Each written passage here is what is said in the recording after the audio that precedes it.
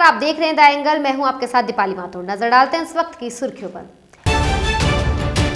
PM Modi ने ऑस्ट्रेलियाई PM Scott Morrison से की फोन पर बात। कोरोना काल में मदद के लिए कहा शुक्रिया। दिल्ली एम्स के अधिकारियों ने छोटा राजन की मौत की खबरों को बताया झूठा। कहा अभी कोरोना संक्रमण का चल रहा है इलाज। आखिर 16 घंटे की कड़ी मशक्कत के बाद सुरक्षित बाहर निकाल लिया गया अनिल। डॉक्टर्स ने जांच कर बताया पूरी तरह स्वस्थ। रेमडेसिविर इंजेक्शन की कालाबाजारी करते एक डॉक्टर समेत आरोपी गिरफ्तार। 60,000 रुपए में दे रहे थे 2 डोज। ऑस्ट्रेलिया के प्रधानमंत्री स्कॉट मॉरिसन और भारतीय प्रधानमंत्री नरेंद्र मोदी के बीच कोविड-19 के संकट को लेकर फोन पर बातचीत हुई। इस बात की जानकारी मॉरिसन ने एक ट्वीट करते हुए दी। उन्होंने अपने ट्वीट में लिखा, अपने मित्र प्रधानमंत्री नरेंद्र मोदी से अभी बात हुई। उन्होंने कोविड-19 संकट में भारत के साथ खड़े रहने के लिए ऑस्ट्रेलिया का धन्यवाद दिया है। हम वेंटिलेटर और ऑक्सीजन कंसंट्रेटर देकर उनका सहयोग कर रहे हैं। हम वैक्सीन के निर्यात में भारत की उदारता को नहीं भूल सकते।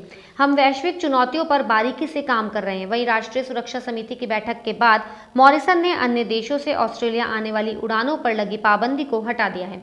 ऑस्ट्रेलिया 15 मई से 31 मई के बीच नागरिकों को स्वदेश लाने के लिए 3 विमानों को भेजेगा।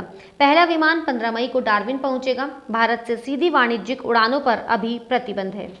दिल्ली एम्स ने अंडरवर्ल्ड गैंगस्टर छोटा राजन की मौत की खबरों का खंडन किया है। अस्पताल के अधिकारियों की ओर से बयान जारी कर इसकी पुष्टि की गई। अस्पताल की ओर से कहा गया कि छोटा राजन जीवित है और उसका कोरोना संक्रमण का इलाज चल रहा है। बता दें, दिल्ली की तिहाड़ जेल में बंद छोटा राजन को कोरोना वायरस से संक्रमित होने के बाद अप्रैल के आखिरी सप्ताह में नई दिल्ली के एम्स में भर्ती कराया गया था। राजेंद्र निकलजे उर्फ छोटा राजन को 26 अप्रैल को एम्स में भर्ती कराया गया था। मुख्यमंत्री पद की शपथ लेते ही तमिलनाडु के नवनिर्वाचित सीएम एमके स्टालिन ने अपने वादों पर काम करना शुरू कर दिया है। आज सचिवालय में पदभार संभालते ही उन्होंने ऐलान किया कि तमिलनाडु में अब दूध 3 रुपए प्रति लीटर सस्ता होगा। तमिलनाडु में 16 मई से दूध की कीमत 3 रुपए प्रति लीटर के हिसाब से सस्ती हो जाएगी। साथ ही महिला यात्रियों के लिए राज्य की सरकारी बसों में फ्री यात्रा रहेगी। इसके लिए उन्हें किसी पास की जरूरत भी नहीं होगी। मुख्यमंत्री ने ऐलान किया कि 100 दिनों के भीतर ही लोगों की शिकायतों का निवारण भी शुरू हो जाएगा। स्टालिन सरकार में एक योजना शुरू की जा रही है जिसे आपके क्षेत्र में मुख्यमंत्री नाम दिया गया है। इसकी अगुवाई एक आईएएस ऑफिसर करेंगे। इसके साथ ही राज्य के सरकारी और प्राइवेट अस्पतालों में सीएम इंश्योरेंस स्कीम लागू की जाएगी। जो मरीज कोरोना का इलाज करवा रहे हैं उनके इलाज का खर्चा अब सरकार ही देगी। कोरोना संक्रमण के बीच ममता बनर्जी ने प्रधानमंत्री नरेंद्र मोदी को पत्र लिखकर बंगाल में ऑक्सीजन आवंटन बढ़ाने की मांग की है। ममता ने पीएम मोदी से बंगाल के लिए कम से कम 550 मीट्रिक टन ऑक्सीजन के आवंटन के निर्देश दिए जाने की गुहार लगाई है। पत्र में ममता बनर्जी ने यह भी आरोप लगाया कि बंगाल के हिस्से की ऑक्सीजन दूसरे राज्यों को दी जा रही है। ममता बनर्जी ने लेटर में लिखा कि राज्य में कोविड-19 के केस बढ़ने के साथ ही ऑक्सीजन की डिमांड भी बढ़ गई है। पिछले 24 घंटे में यहां ऑक्सीजन की मांग बढ़कर 470 मीट्रिक टन हो गई है और अगले 7 से 8 दिन में इसकी मांग 550 मीट्रिक टन तक होने की आशंका जताई जा रही है। ममता बनर्जी ने आरोप लगाया कि केंद्र ने पश्चिम बंगाल की बढ़ी हुई जरूरतों के बावजूद राज्य में उत्पादित ऑक्सीजन में से अन्य राज्यों का आवंटन बढ़ा दिया है। बता दें कि ममता बनर्जी इससे पहले भी केंद्र सरकार को ऑक्सीजन की कमी पर घेरते हुए कहा था कि राज्य के हिस्से की ऑक्सीजन यूपी को दी गई है। दिल्ली पुलिस ने खान मार्केट में कई बड़े रेस्टोरेंट्स पर छापे मारकर बड़ी मात्रा में ऑक्सीजन कंसंट्रेटर जब्त किए हैं। मामले में आरोपी हितेश से पूछताछ के बाद पुलिस ने खान मार्केट के टाउन हॉल रेस्टोरेंट में छापेमारी की थी। यहां से बड़ी मात्रा में मेडिकल उपकरण भी बरामद किए गए। खान चाचा रेस्टोरेंट से 96 ऑक्सीजन कंसंट्रेटर मिलने के बाद पुलिस ने रेस्तरां को सील कर दिया है। पुलिस रेस्टोरेंट मालिक की तलाश कर रही है। हैरान करने वाली बात यह है कि पिछले 24 घंटों के दौरान दिल्ली पुलिस ने राजधानी के 3 नामी गिरामी रेस्टोरेंट्स पर छापा मारकर 524 ऑक्सीजन कंसंट्रेटर जब्त किए हैं। इतनी बड़ी तादाद में ऑक्सीजन कंसंट्रेटर मिलने से हड़कंप मच गया है। प्रदेश में कांग्रेसी कार्यकर्ताओं का राजनीतिक नियुक्तियों का इंतजार अब और लंबा होने वाला है। पहले जहां आपसी खींचतान के चलते राजनीतिक नियुक्तियां अटकी हुई थी, तो अब फिर से कोरोना का ग्रहण लग गया है, क्योंकि सत्ता और संगठन राजनीतिक नियुक्तियों और संगठन विस्तार की कवायद छोड़कर कोरोना महामारी से जंग लड़ने में जुटे हुए हैं। कांग्रेस आलाकमान ने भी इन तमाम कवायदों को ठंडे बस्ते में डाल दिया है। माना जा रहा है कि राजनीतिक नियुक्तियों और संगठन विस्तार की कवायद अगस्त माह तक टल गई है। कहा जा रहा है कि अगस्त माह तक हालात सामान्य हो जाते हैं तो फिर उसके बाद राजनीतिक नियुक्तियों और संगठन का विस्तार किया जाएगा। अलवर सांसद बाबा बालकनाथ योगी ने कोरोना के बढ़ते मामलों को देखते हुए अपने क्षेत्र का दौरा किया है। इस दौरान उन्होंने भिवाड़ी के ईएसआई अस्पताल, सीएचसी अस्पताल और तिजारा के सीएचसी अस्पताल पहुंचकर निरीक्षण किया और कोरोना संक्रमित मरीजों और वैक्सीनेशन की व्यवस्थाओं का जायजा लिया। बीजेपी सांसद ने इस दौरान अस्पतालों में तैनात डॉक्टर्स की समस्याएं सुनकर उनके जल्द समाधान का भी आश्वासन दिया। वहीं उन्होंने जानकारी दी कि केंद्रीय श्रम एवं रोजगार मंत्रालय ने ऑक्सीजन प्लांट की स्वीकृति दे दी है। जल्द ही ईएसआईसी अस्पताल में ऑक्सीजन जनरेट प्लांट लगाने का काम शुरू हो जाएगा। जालौर जिले के सांचौर में बोरवेल में फंसे 4 साल के अनिल को सुरक्षित बाहर निकाल लिया गया है। वो 90 फीट गहरे बोरवेल में लगभग 16 घंटे तक फंसा रहा। बोरवेल से निकालने के बाद सुबह सांचौर के निजी अस्पताल में अनिल को भर्ती करवाकर उसकी जांच की गई।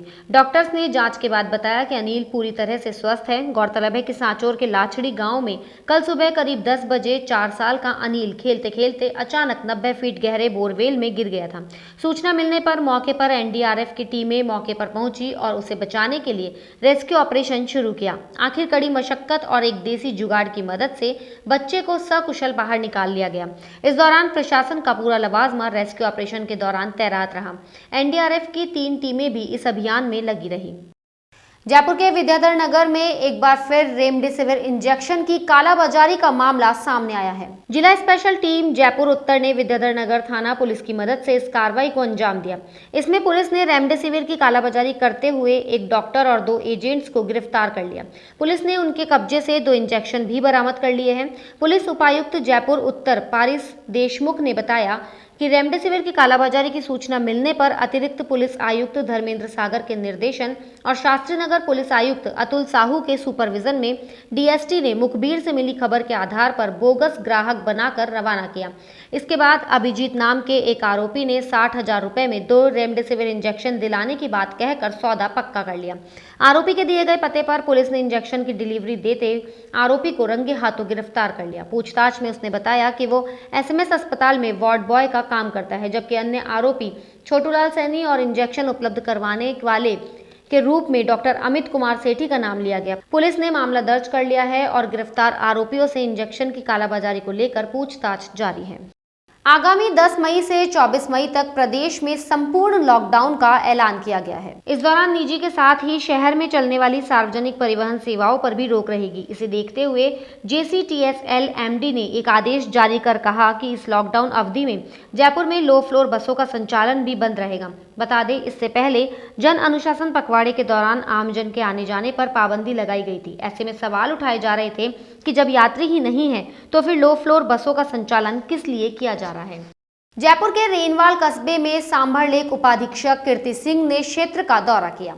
उन्होंने जोबनेर, रेनवाल, बधाल सहित आसपास के क्षेत्रों का दौरा कर प्रमुख बाजारों सहित मुख्य क्षेत्रों में आमजन से घरों में रहने की अपील की। साथ ही उन्होंने ग्रामीणों से अपील की कि कोरोना संक्रमण के बढ़ते मामलों को देखते हुए सभी लोग विशेष रूप से सतर्कता बरतें और कोरोना गाइडलाइंस की पालना करें। उपाधीक्षक ने जोबनेर, रेनवाल में सड़कों पर बेवजह घूमने वाले लोगों से घरों में रहने की समझाइश की और कोरोना एडवाइजरी का पालन करने की अपील की। द एंगल के लिए रेनवाल से नीतीश सांवरिया की रिपोर्ट।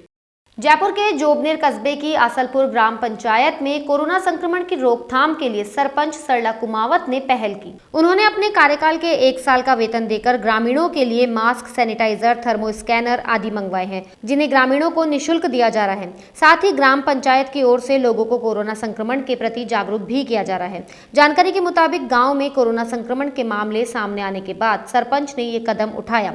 सरपंच सरला ने बताया कि गाँव में कुछ दिन पहले संक्रमण के मामले सामने आने के बाद पहले पंचायत फंड से और बाद में अपने 1 साल के वेतन से गांव के प्रत्येक घर में मास्क व सैनिटाइजर पहुंचाए जा रहे हैं।